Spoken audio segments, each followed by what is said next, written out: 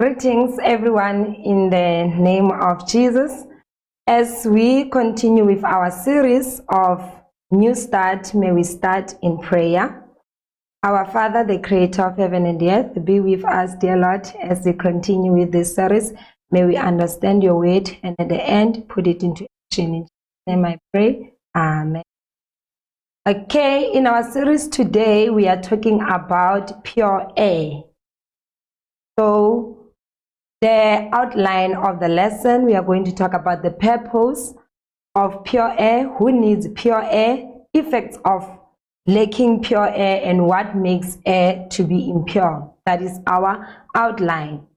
God's healing method is that from Medical Ministry, page 262, paragraph 2, it says, to refuse the remedies which they may as well as have not without paying a doctor's fee, to neglect to let into every room in the house God's pure air and sunshine, show a lack of faith in Him.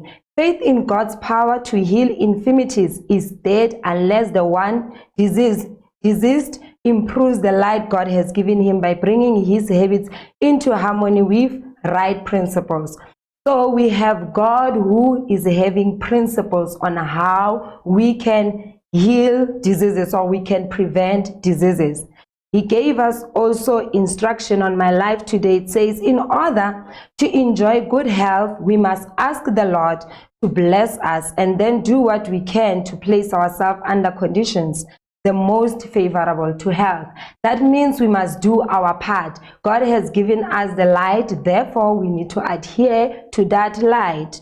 When we read also in Exodus chapter 15, verse 26, it says, and said, if thou wilt diligently hearken to the voice of the Lord thy God, and will do that which is right in his sight, and will give ear to his commandments, and keep all his statutes, I will put none of these diseases upon thee, which I have brought upon the Egyptians, for I am the Lord that healeth thee. So our healer, our comforter, our protector is God. Therefore, He has given us precepts on how we can ensure that we are healing. He says we should do it diligently, hearken unto the voice of the Lord. By doing what? By keeping His commandments. So clearly, He has given us the law. He has given us the instruction, even statutes on how to maintain pure health or good health. Is only by adhering to His principles.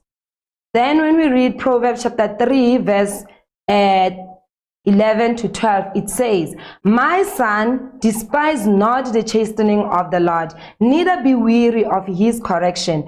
For whom the Lord loveth, he correcteth, even as the father the son, in whom he delighteth. So the Lord is so faithful. The Lord is so kind. He gives us light because He loves us. If He didn't love us, He was not going to show us the truth. So truth has been given unto us on how to maintain good health. Therefore, we have been given this gift called pure air. Now we get into the depth of our lesson. The purpose of pure air. Why pure air? When we read in Ministry of Healing, page 127, paragraph 2, it says, pure air, sunlight, abstemiousness, rest, exercise, proper diet, the use of water, trust in divine power. These are the true remedies. Since our focus is pure air, it says all these gifts that God has given, they act as a what? As true remedies. Every person should have a knowledge of nature's remedial agencies and how to apply them. We need to know how to apply the gift of pure air to our advantage. It is essential both to understand the principles involved in the treatment of the sick and to have a practical training that will enable one rightly to use this knowledge. So God has given us this gift called pure air. It's free. You do your work outdoors. You just do things outdoors. Then you receive this free gift for free. And then it says in page 263, paragraph 2 of the same book, the pure air, the glad sunshine, the flowers and the trees, the orchards and the vineyards, and the outdoor exercise amid these surroundings are health-giving, life-giving. So it gives us the assurance that the remedies of the Lord are perfect. The remedies of the Lord, they are there for our advantage.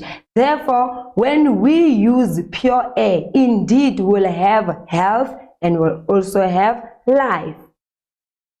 It says, I am the precious boom of heaven, which all may have, will bless you with its invigorating influence if you will not refuse its entrance. So there is a part that we need to do.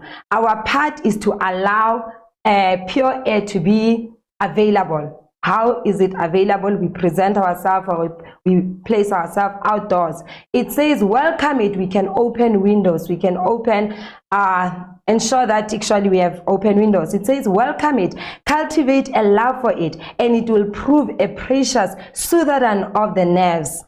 Air must be in constant circulation to be kept pure. The influence of pure, fresh air is to cause the blood to circulate healthfully through the system. So we need it. Without the circulation of pure air, unfortunately, we are causing if we are not accepting pure air to our rooms, to our place, even into our lives, what happens? Our body, it deteriorates. It says it refreshes the body and tends to render it strong and healthy, while at the same time its influence is decidedly felt upon the mind, imparting a degree of composure and serenity. It excites the appetite and renders the digestion of food more perfect and induces sound and sweet sleep. Indeed, have you seen after eating, if you present yourself to just take a walk, you get the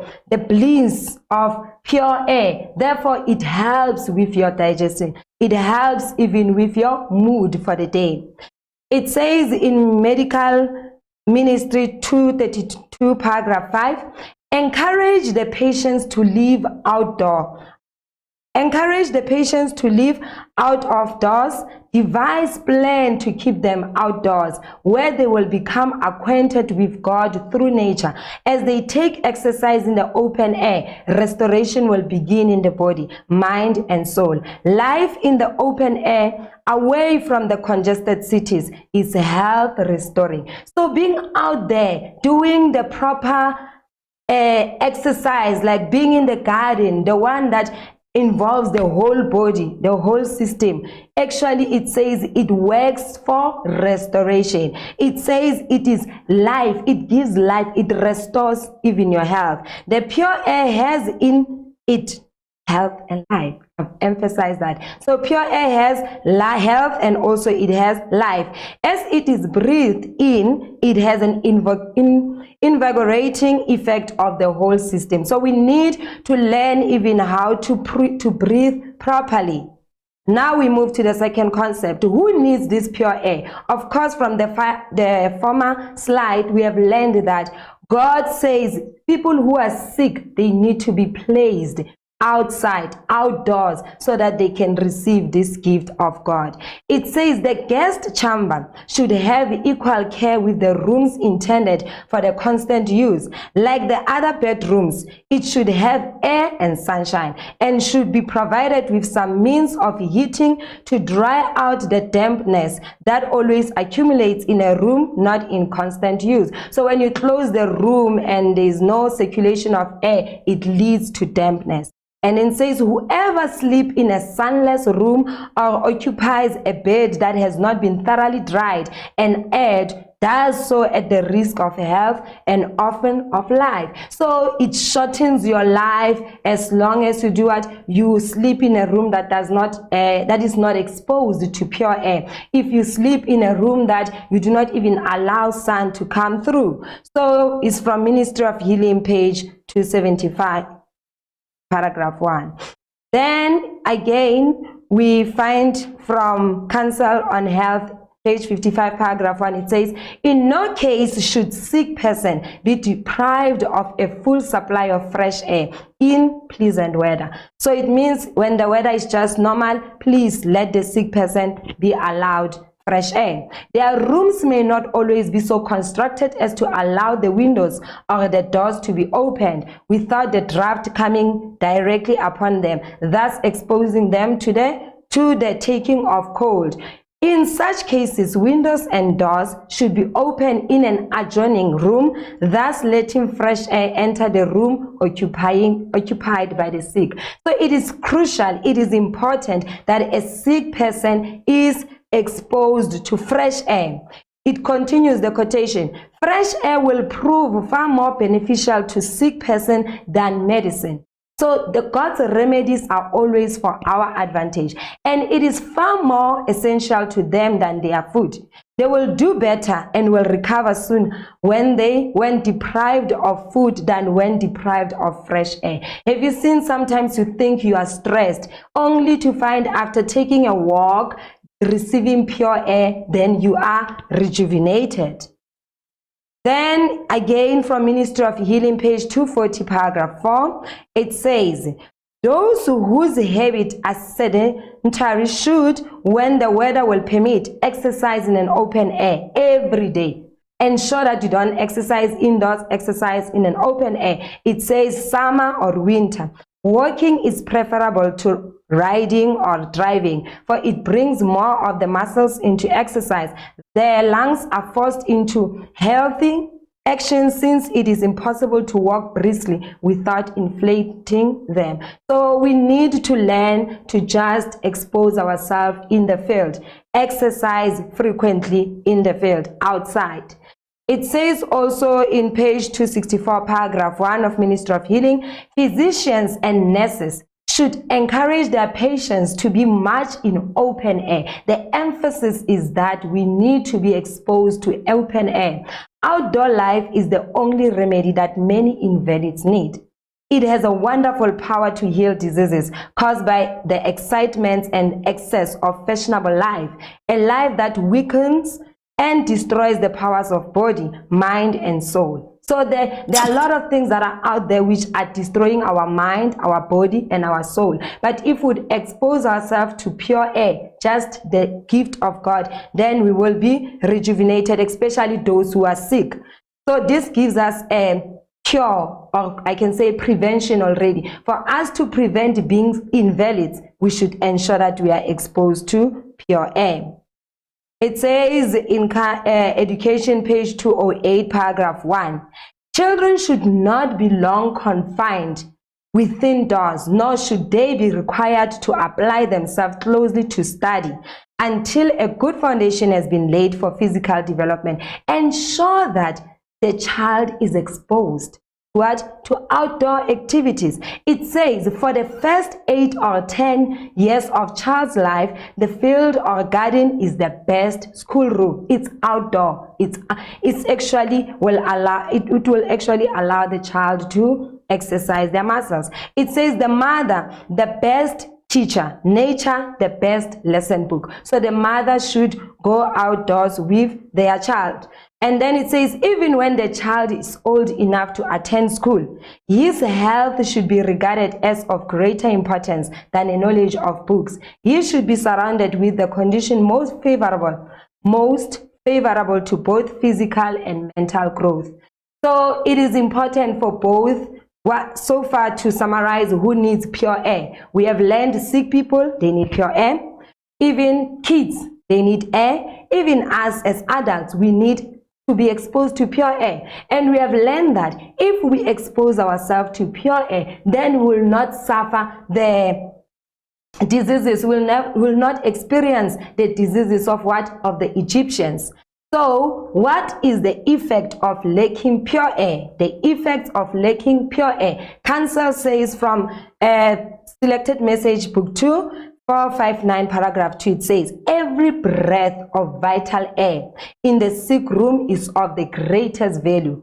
Although many of the sick are very ignorant on this point, they feel very much depressed. That is the effect already. It says they feel much depressed and do not know what the matter is. A draught of pure air through their rooms would have a happy, invigorating influence upon them. So lack of pure air leads to depression. and then depression leads to more sicknesses that can even be suicidal. But if we expose ourselves to the beauty of nature, whereby we receive pure air, because God has given us pure air in nature, therefore we will be happy. We'll be happy souls. For the Bible says a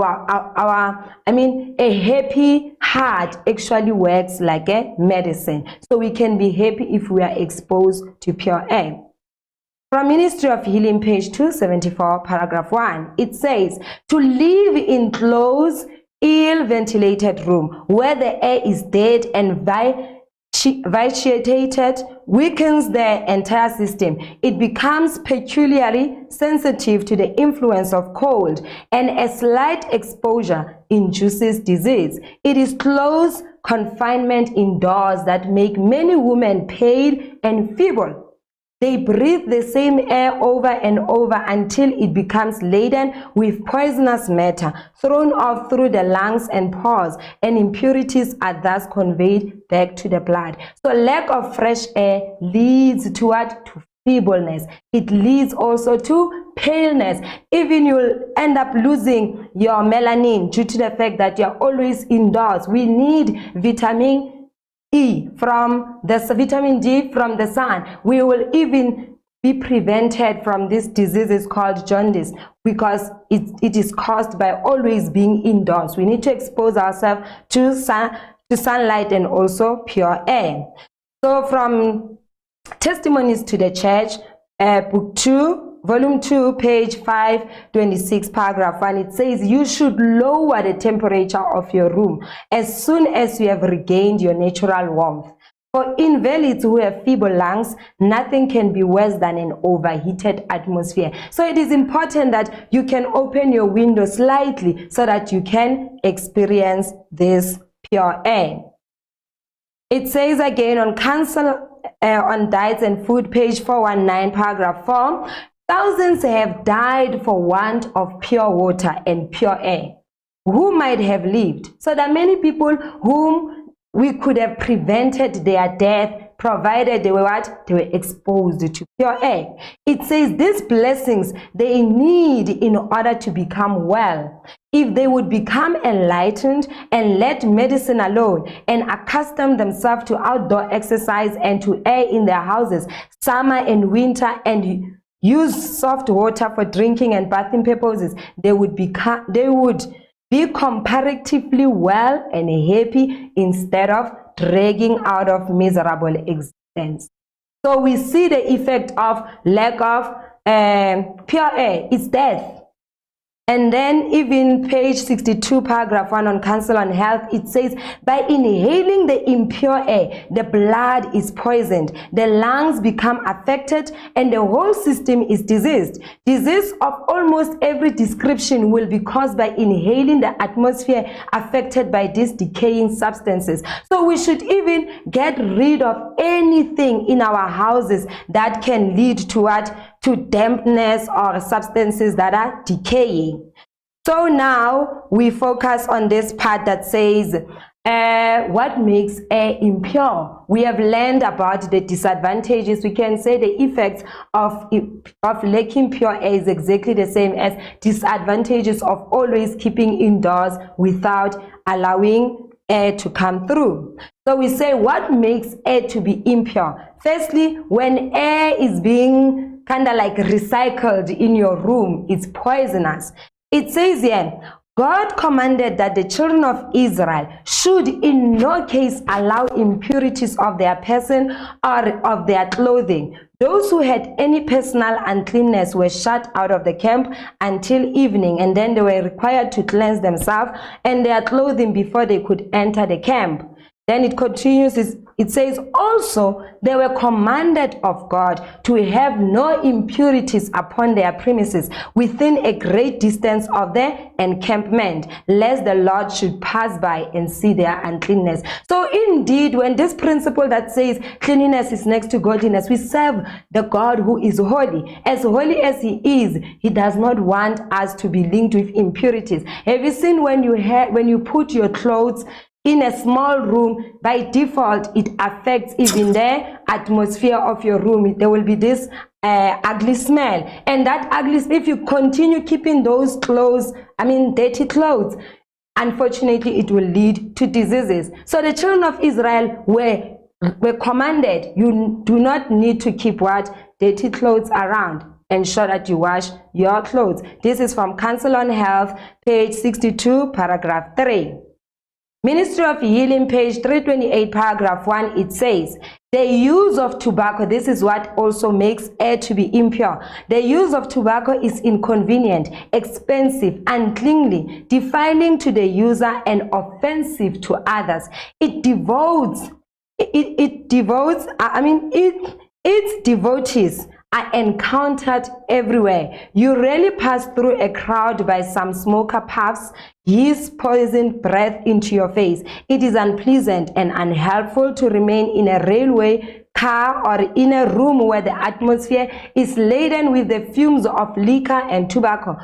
Though men persist in using these poisons themselves, what right have they to defile the air that others must breathe? So we need to avoid areas whereby people are smoking, are drinking, because that it actually makes the air to be impure, and by inhaling such air, it leads to disease or to diseases.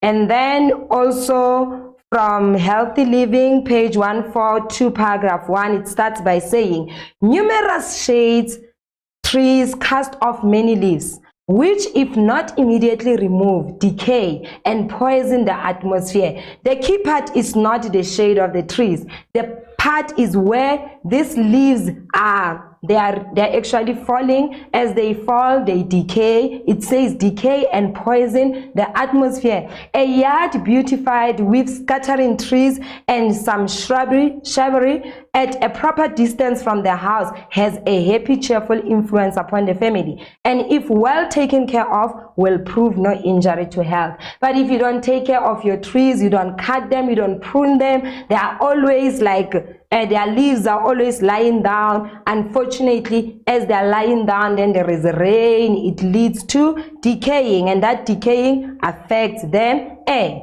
It says again, actually it's not health living, it's helpful living. It is actually spiritual gifts. It says, dwelling, if possible, should be built upon high and dry ground. If a house be built where water settles around it, remaining for a time and then drying away, a poisonous miasma arises, and fever and ache, sore throat, lung disease, and fevers will be the result. So many of us, we experience flu, fever due to what? We expose ourselves to impure air. So this is Spiritual Gift, volume 4A, page 144, paragraph 1. The one of Helpful Living, 142, paragraph 1, is the one that says, sleeping apartments should be large and so arranged as to have a circulation of air through them day and night.